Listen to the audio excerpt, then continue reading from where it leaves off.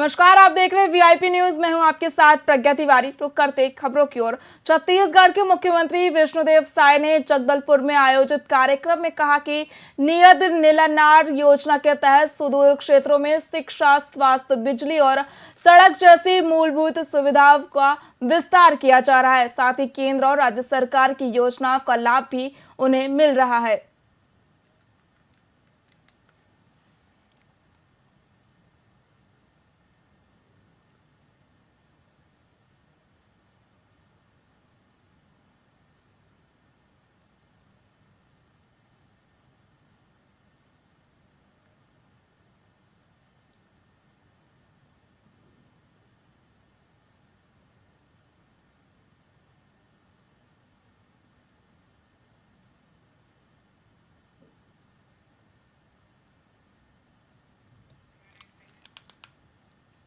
छत्तीसगढ़ के मुख्यमंत्री विष्णुदेव साय महासमुंद जिले के 1 दिवसीय प्रवास पर हैं। बता दें कि मुख्यमंत्री बसना विधानसभा के गढ़फुलझर में रामचंडी दिवस सामाजिक कार्यक्रम में शामिल होने पहुंचे, जहां भाजपाई और कोलता समाज के लोगों ने मुख्यमंत्री का जोरदार स्वागत किया।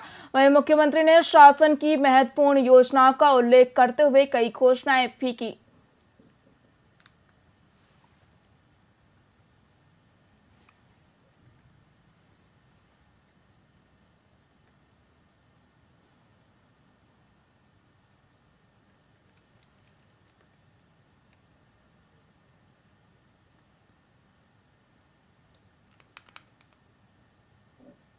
मुख्यमंत्री विष्णुदेव साय की सरकार ने प्रदेश के सरकारी कर्मचारियों को दिवाली पर सौगात दी है, जिसकी घोषणा करते हुए कैबिनेट बैठक से सीएम साय ने कहा कि आज एक बड़ा गौरव का विषय है कि राज्य के कर्मचारियों को डीए भत्ता बढ़ाया जा रहा है। जो डीए पहले 46% मिलता था, उसे अब 4% बढ़ाने की घोषणा की जा रही है। अब राज्य के सरकारी कर्मचारियों को 50% डीए यानी कि महंगाई भत्ता दिया जाएगा। बताया जा रहा है ये घोषणा 1 अक्टूबर से लागू होगी।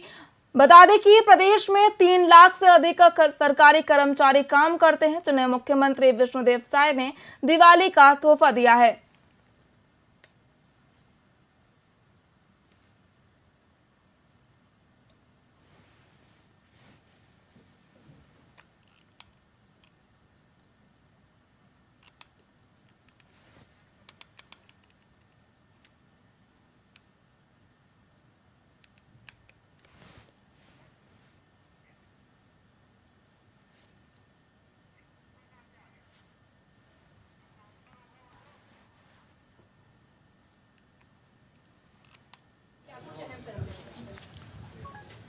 हाँ, आज कैबिनेट का बैठक है 11:30 बजे से, और वो तो पूरा ब्रीफिंग होता है कैबिनेट के बाद में, तो सब पता चलेगा क्या क्या आज के कैबिनेट में एजेंडा है।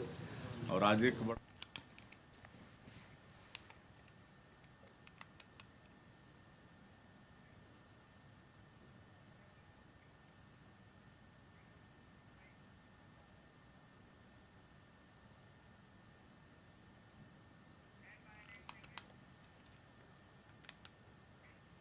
मुख्यमंत्री विष्णुदेव साय ने बस्तर जिले के 1 दिवसीय प्रवास के दौरान बस्तर दशहरा पसरा का लोकार्पण किया। यह स्थल दंतेश्वरी मंदिर के समीप स्थित पुराने तहसील कार्यालय के जीर्णोद्धार के बाद तैयार किया गया है। इसे बस्तर दशहरा के आयोजन के लिए समर्पित किया गया है। वहीं इस अवसर पर मुख्यमंत्री ने जगदलपुर राजवाड़ा परिसर में मां दंतेश्वरी के दर्शन और पूजा अर्चना की।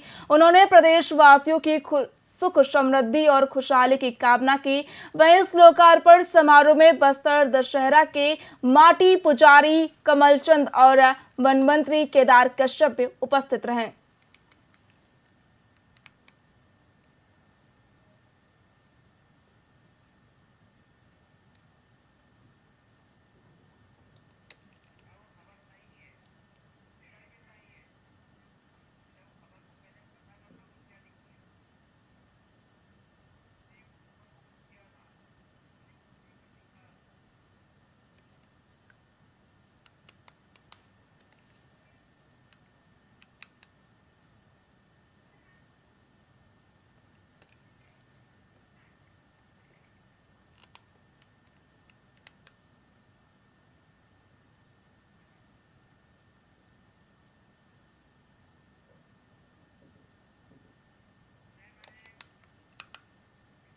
स्वास्थ्य मंत्री श्याम बिहारी जायसवाल ने एनआरआई कोटा पर सुप्रीम कोर्ट के हालिया फैसले पर प्रतिक्रिया व्यक्त की। उन्होंने कहा कि एनआरआई कोटा के तहत पूर्व से इस प्रकार की भर्तियां हो रही थी। वहीं सुप्रीम कोर्ट का यह फैसला इस बात पर जोर देता है कि ऐसे नियुक्तियों और एडमिशन में फर्जीवाड़ा संभव है, इसीलिए इस पर एक ठोस निर्णय लिया गया है। साथ ही जायसवाल ने यह भी कहा कि इस मुद्दे पर सलाह या कानूनी निर्णय आने पर सरकार उचित कदम उठाएगी। उन्होंने ये भी स्पष्ट किया कि इस संबंध में कोई अलग से समिति नहीं बनाई गई है, बल्कि एडवोकेट जनरल इस पर काम करेगा। वहीं इस विषय पर एक पत्र भी भेजा गया है।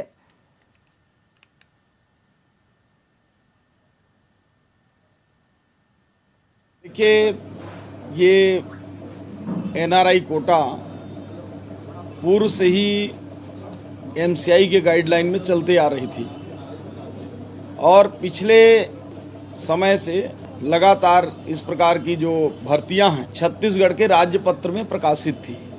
उसी नियमों के अधीन छत्तीसगढ़ में भी एनआरआई कोटे से एडमिशन ली गई और 24 सितंबर को माननीय सुप्रीम कोर्ट का एक फैसला आया जिसमें उन्होंने पंजाब राज्य के संदर्भ में कहा कि इस प्रकार की नियुक्तियां या इस प्रकार के एडमिशन फर्जी हो सकते हैं।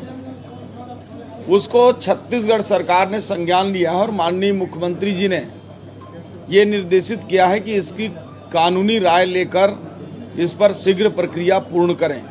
देखिए,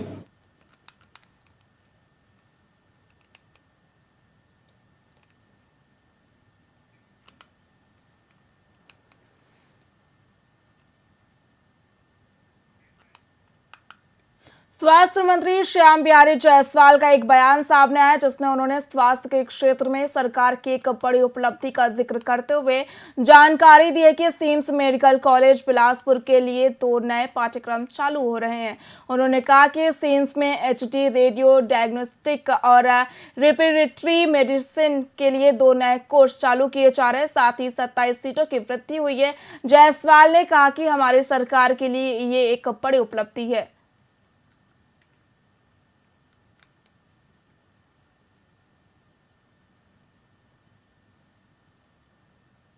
एक छत्तीसगढ़ के लिए एक अच्छी खबर और खुशखबरी है कि हमारे जो सिम्स मेडिकल कॉलेज बिलासपुर है उसमें 2 नए सब्जेक्ट जो है रेडियो डायग्राफिक्स जिसके 4 सीट और एमडी रेस्पिरेटरी मेडिसिन जिसमें भी 4 सीट रहेगा, ये 2 नए पाठ्यक्रम चालू हो रहे हैं। साथ ही साथ 19 और सीटों की भी पीजी में हमको सीट और मिला है और इस तरह से 27 सीटों की वृद्धि सिम्स मेडिकल कॉलेज में हुई है, जो हमारे सरकार की एक बड़ी उपलब्धि है।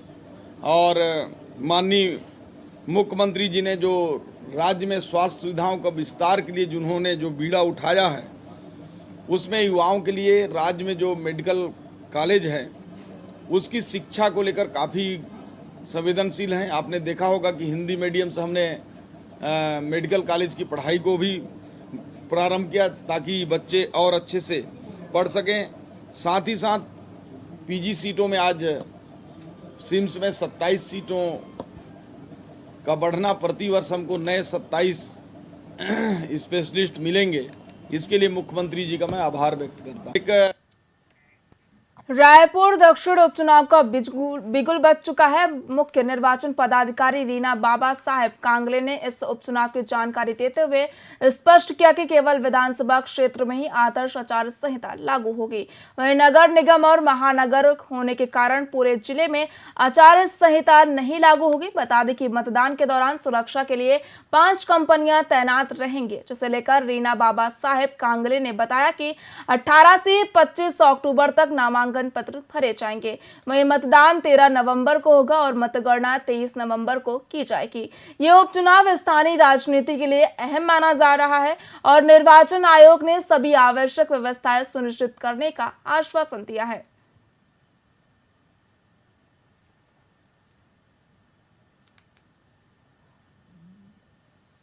हमारी आदर्श आचार संहिता से संबंधित जो ट्रेनिंग हमने कलेक्टर्स की दी है, जिला निर्वाचन अधिकारी, रिटर्निंग अधिकारी, सभी को हमने इसके संदर्भ में निर्देश दिए हैं।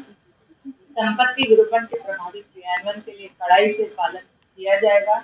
इसमें जितने भी शासकीय संपत्तियां इस विधानसभा क्षेत्र में स्थापित है, जितने भी शासकीय कार्यालय है, वहां पर 24 घंटे के अंदर सभी प्रकार के दीवार लेखन, poster, stickers, cutout, hoarding, banners और झंडे उतरवा दिए जाएंगे। इसके अलावा सार्वजनिक संपत्ति के जो भी विरूपण है, वो सार्वजनिक संपत्ति पे 48 घंटे के अंदर और निजी संपत्ति पे 72 घंटे के अंदर जो है वो हटा दिया जाए।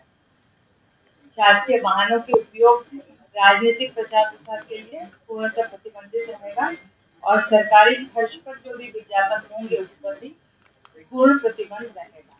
इस क्षेत्र में चुनाव प्रचार के लिए जो वाहनों की अनुमति है वो आवश्यक और अनिवार्य रहेगी और जो वाहन बिना परमिट के पाए जाएंगे चुनाव प्रचार में संलिप्त, ऐसे सभी वाहनों को जब्त कर लिया जाएगा। तो हमारी आदर्श आचरण संहिता से संबंधित जो ट्रेनिंग हमने कलेक्टर्स की ली है, जिला निर्वाचन अधिकारी, रिटर्निंग अधिकारी, सभी को हमने इसके संदर्भ में निर्देश दिए हैं।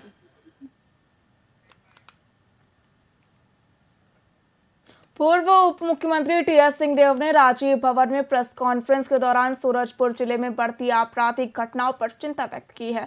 उन्होंने एक आदिवासी बच्चे के साथ हुई गंभीर घटना का जिक्र भी किया है, जिसमें उसे अगवा कर दुष्कर्म का प्रयास किया गया। साथ ही सिंहदेव ने पुलिस की लापरवाही का आरोप लगाते हुए कहा कि रिपोर्ट दर्ज नहीं की गई और बच्ची को उचित चिकित्सा नहीं मिली। उन्होंने एक पुलिसकर्मी की पत्नी और उसकी बेटी की नृशंस हत्या के मामले में भी जिला बदर अपराधी की सक्रियता पर सवाल उठाए हैं। इस दौरान वार्ता में कांग्रेस के कई वरिष्ठ नेता भी उपस्थित थे। सतनामी समाज के सबसे बड़े माने जाने वाले गुरु के जैद खान को काट दिया जाता है और समाज मांग कर रहा है कि उसको आप दोषी को पकड़िए। कह रहे सीबीआई की इंक्वायरी करा। 50-60 दिन हो गए, पुलिस छत्तीसगढ़ की नहीं कर पा रही, तो आप कर दीजिए। अंतर्राज्यीय मामला भी उन्होंने कहा कि बिहार के कोई लेबर थे, उनको पकड़ा छूटती, सीबीआई को देने की बात थी। और कांग्रेस भाजपा की ही बात अगर करनी है तो ऑन रिकॉर्ड इस आयोजन के लिए गए थे कलेक्टर के पास। क्या भारतीय जनता पार्टी के जिला अध्यक्ष नहीं गए थे समाज के 4 प्रमुख लोगों के साथ? और उनने अपने हाथ से क्या कलेक्टर को ज्ञापन नहीं दिया कि इस कार्यक्रम की अनुमति दी जाए? कार्यक्रम से बात को जोड़ा जा रहा है। वहां पर खाने की व्यवस्था की गई, मेरी जानकारी में 10 से 15 हजार लोगों के भोजन की व्यवस्था की गई। किस दल के लोगों ने उसमें सहभागिता निभाई? उनने भी निभाई कि नहीं निभाई? भाजपा के लोगों ने, अगर और लोगों ने भी मदद की होगी। सामाजिक कार्यक्रम है, दर्शाना भी चाहता है कि आपका है सामाजिक कार्यक्रम है, हम मदद करना चाह रहे हैं। उनने नहीं की क्या? तो इसमें कायरता क्यों? अगर कहीं किसी का दोष है तो दूसरे पे मरने के क्यों? आप करो ना। दोषी व्यक्ति किसी दल का नहीं हो सकता, वो दोषी व्यक्ति है।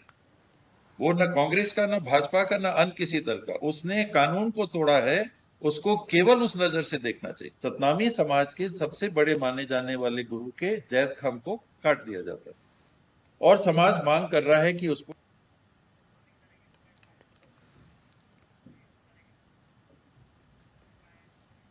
छत्तीसगढ़ के मुख्यमंत्री विष्णुदेव साय की सरकार ने प्रदेश के सरकारी कर्मचारियों को दिवाली पर सौगात दी है, जिसकी घोषणा करते हुए कैबिनेट बैठक से सीएम साय ने कहा कि आज एक बड़ा गौरव का विषय है कि राज्य के कर्मचारियों को डीए भत्ता बढ़ाया जा रहा है। जो डीए पहले 46% मिलता था, उसे अब 4% बढ़ाने की घोषणा की जा रही है। अब राज्य के सरकारी कर्मचारियों को 50% डीए यानी महंगाई भत्ता दिया जाएगा। बताया जा रहा है ये घोषणा 1 अक्टूबर से लागू हुई है। बता दें कि प्रदेश में 3 लाख से अधिक सरकारी कर्मचारी काम करते हैं, जिन्हें मुख्यमंत्री विष्णुदेव साय ने दिवाली का तोहफा दिया है।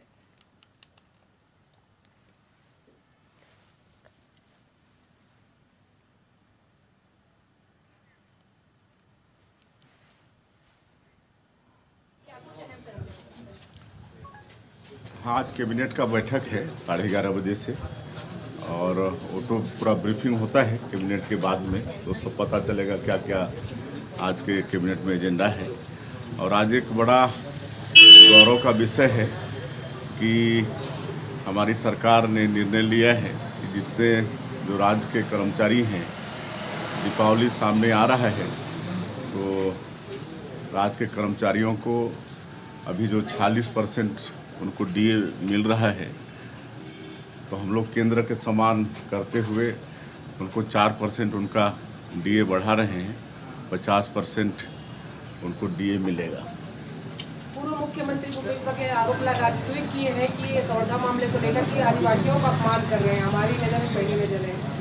एक वीडियो भी जारी किया गया है भानु प्रतापपुर के, जो बंडल पैसे का भरमार बंडल रखे हुए हैं, और ईश्वर साहू जो साझा विधायक उनके बेटे के खिलाफ। अब देखिए, मंडल वाला जो वीडियो आया है उसका वेरीफाई करा रहे हैं। आजकल बहुत फेक वीडियो भी चल रहा है, और जहाँ तक हमारी सरकार हमारे लोगों को बदनाम करने की एक साजिश भी चल रही है, तो उसका जो वीडियो है उसका वेरिफिकेशन कराएं। हाँ, आज कैबिनेट का बैठक।